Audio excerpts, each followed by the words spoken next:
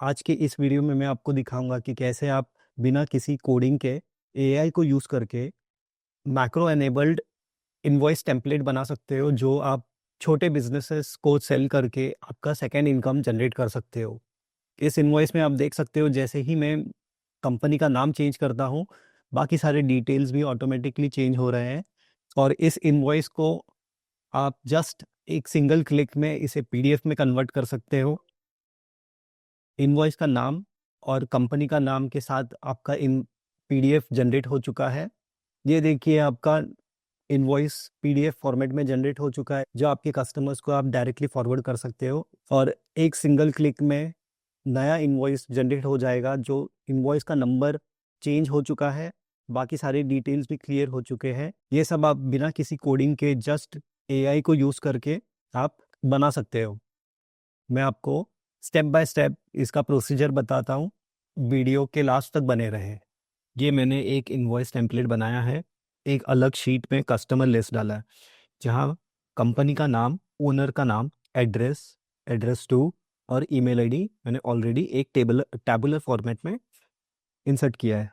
इसे tabular format में इसलिए किया है सो दैट जैसे ही आप नए कंपनी के डिटेल्स ऐड करोगे, ये टेबल एक्सपांड होता जाएगा। तो उसका फ़ायदा क्या है वो मैं आपको बताता हूँ। उसका फ़ायदा ये है कि मैंने यहाँ से ये जो ड्रॉप डाउन, यहाँ पे मैंने ड्रॉप डाउन लिस्ट बनाया है। तो जैसे ही नए कंपनीज के डिटेल्स ऐड करोगे, जैसे XYZ लिमिटेड और ईमेल आईडी info@, जैसे ही मैंने नए कंपनी का डिटेल्स ऐड किया, ये टेबल का रेंज एक्सपांड हो गया। अब आप यहाँ पर आओगे, नए कंपनी का नाम इस ड्रॉप डाउन लिस्ट में आ चुका है। और जैसे ही आपने ये नाम सेलेक्ट किया, तो बाकी डिटेल्स भी रिफ्लेक्ट होने लगा है। ये ड्रॉप डाउन लिस्ट मैंने कैसे क्रिएट किया मैं आपको बताता हूँ। सबसे पहले मैं इसे डिलीट कर देता हूँ।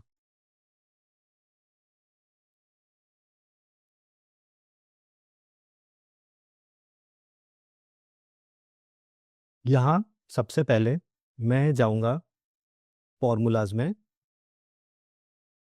और फिर name manager. New name manager मैं क्रिएट करूँगा, जिसका नाम मैं रखूँगा कंपनी लिस्ट। और यहाँ रेफरेंस में मैं दूंगा अपने टेबल का नाम, client underscore list open box bracket. और यहाँ कंपनी नेम, जो हेडर है वो मैं डालूंगा, और क्लोज ब्रैकेट, देन ओके। अभी आप देखोगे नेम मैनेजर में नया लिस्ट ऐड हो चुका है। अब हम डेटा में जाएंगे, डेटा वैलिडेशन में जाएंगे, और फिर यहाँ लिस्ट सेलेक्ट करेंगे और नेम मैनेजर को रिकॉल करेंगे, कंपनी अंडरस्कोर लिस्ट। फिर आप ओके कर दोगे, कंपनी का लिस्ट देख सकते हो। जैसे ही आप कंपनी का नाम सेलेक्ट करोगे, बाकी जो डिटेल्स हैं वो वी लुकअप के थ्रू रिफ्लेक्ट हो रहा है। अब हम देखेंगे एक सिंगल क्लिक पर ये जो टेम्पलेट है उसे पीडीएफ में सेव कैसे करें यूजिंग एआई। सबसे पहले हम जाएंगे चैट जीपीटी पर, और वहाँ हम टाइप करेंगे as an Excel expert write a macro code to convert the current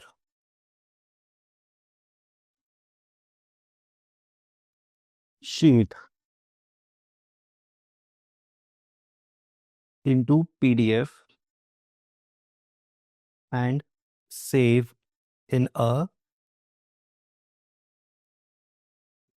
particular folder. The name of the file will be, हम चाहते हैं जो PDF फाइल का नाम होगा वो इनवॉइस का नाम और कंपनी का नाम हो। तो हम सेलेक्ट करेंगे इनवॉइस, सेल C3 पर है, विल बी सेल C3 कमा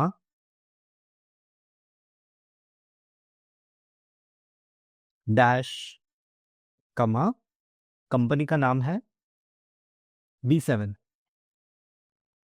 कमा D7। अब हम कर देंगे एंटर। यहाँ आप देखोगे तो चैट जीपीटी ने हमारे लिए एक कोड लिख दिया है। हम इसे कॉपी करेंगे और फिर अपने एक्सेल में आएंगे। एक्सेल में आने के बाद डेवलपर टैब में आएंगे।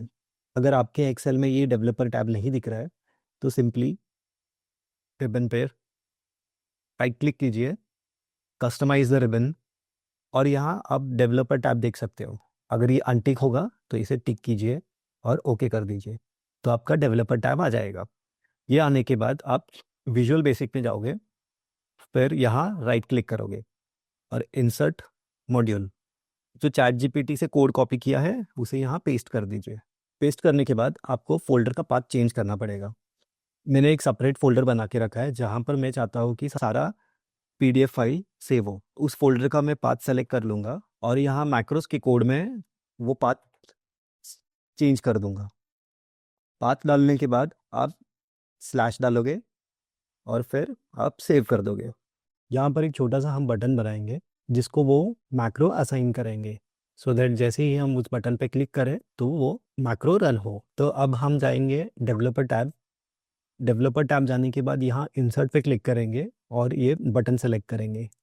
बटन सेलेक्ट करने के बाद यहाँ पर एक छोटा सा बटन जनरेट करते हैं और उस मैक्रो को हम असाइन कर देंगे और फिर बटन का नाम चेंज करते हैं।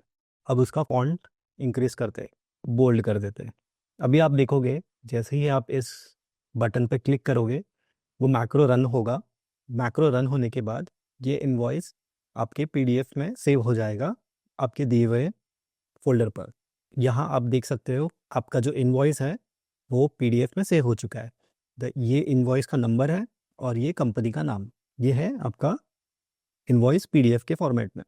अब हम एक और मैक्रो बनाएंगे चैट जीपीटी के थ्रू, जिससे प्रेस करते ही आपका जो भी इनवॉइस है, करंट इनवॉइस, वो क्लियर हो जाएगा और इनवॉइस नंबर नेक्स्ट नंबर आ जाएगा, सो दैट आपको बार बार सारे फील्ड्स डिलीट करने की ज़रूरत नहीं है।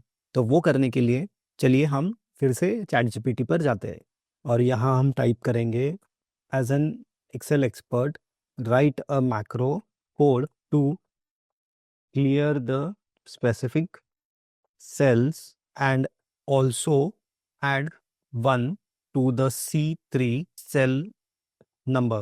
अब आप देख सकते हो कि चैट जीपीटी ने हमारे लिए ये कोड लिखा है। अब इस कोड को हम कॉपी करेंगे और अपने एक्सेल में आ जाते हैं। एक्सेल में आने के बाद भी फिर से डेवलपर टैब में विजुअल बेसिक में जाएंगे और यहाँ पर एक और नया मॉड्यूल क्रिएट करेंगे। राइट क्लिक करने के बाद इंसर्ट मॉड्यूल, नया मॉड्यूल क्रिएट करने के बाद यहाँ पर वो कोड को पेस्ट कर देंगे। कोड पेस्ट करने के बाद हम यहाँ से रेंज चेंज करेंगे सो दैट उस रेंज के सारे डेटा क्लियर हो जाए। सबसे पहले हमें डिलीट करना है डेट। डेट है C4। उसके बाद कंपनी का नाम B7 और फिर डिस्क्रिप्शन और अमाउंट B15 से लेकर I29 तक। B15 to I29। Message box में जाऊंगा और मैं लिखूंगा न्यू इनवॉइस जनरेटेड। अब सेव करता हूँ। अब आप देख सकते हो 2056 इनवॉइस नंबर है। इस कोड को मैं रन करता हूँ फिर से। अब देख सकते हो द न्यू इनवॉइस जनरेटेड और इनवॉइस नंबर है 2057। हमारा कोड सक्सेसफुली रन हो चुका है। अब इस विंडो को हम क्लोज कर देते हैं और VBA के विंडो को क्लोज करते हैं। न्यू इनवॉइस जनरेशन के लिए एक और बटन हम क्रिएट करेंगे। या तो आप यहाँ से इंसर्ट में जाकर नया बटन क्रिएट कर सकते हो या फिर इसी को डुप्लीकेट कर सकते हो।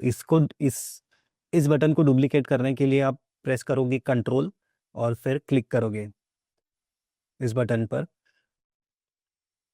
और कंट्रोल प्रेस करते हुए इस बटन को आप स्लाइड ड्रैग कीजिए।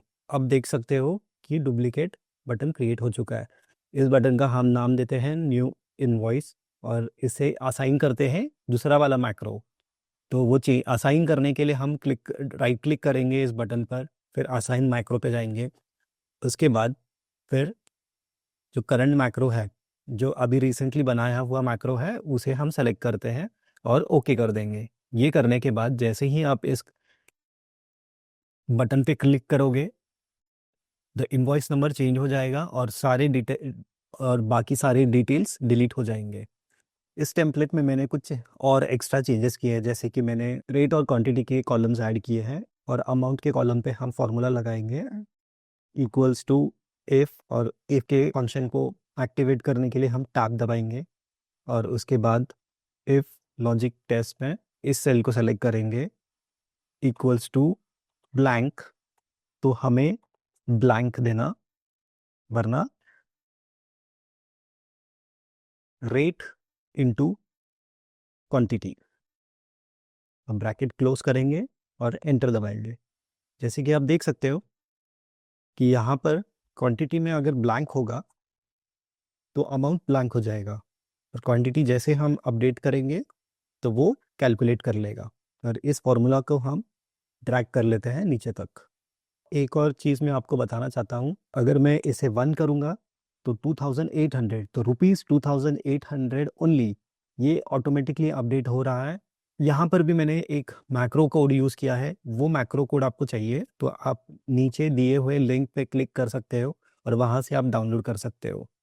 जैसे अमाउंट में मैंने फॉर्मूला लगाया है, तो मैं नहीं चाहता हूँ कि न्यू इनवॉइस का मैक्रो रन होगा तो ये कॉलम डिलीट हो। तो हमें एक छोटा सा चेंजेस करना होगा अपने VBA कोड पे। तो उसके लिए हम जाएंगे डेवलपर टैब में, विजुअल बेसिक में हमारा मॉड्यूल सेलेक्ट करेंगे और यहाँ से I29 की जगह पर H29 करेंगे और इसे हम क्लोज कर देंगे। इस फाइल को अब हमें मैक्रो एनेबल्ड फॉर्मेट में सेव करना है, जिसके लिए हम फाइल्स में जाओगे,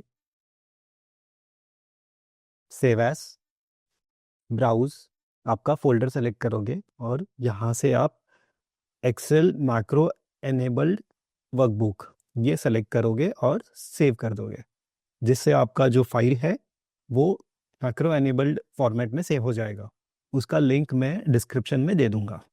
ऐसे ही automated excel in AI videos के लिए मेरे चैनल को सब्सक्राइब करें। Thank you.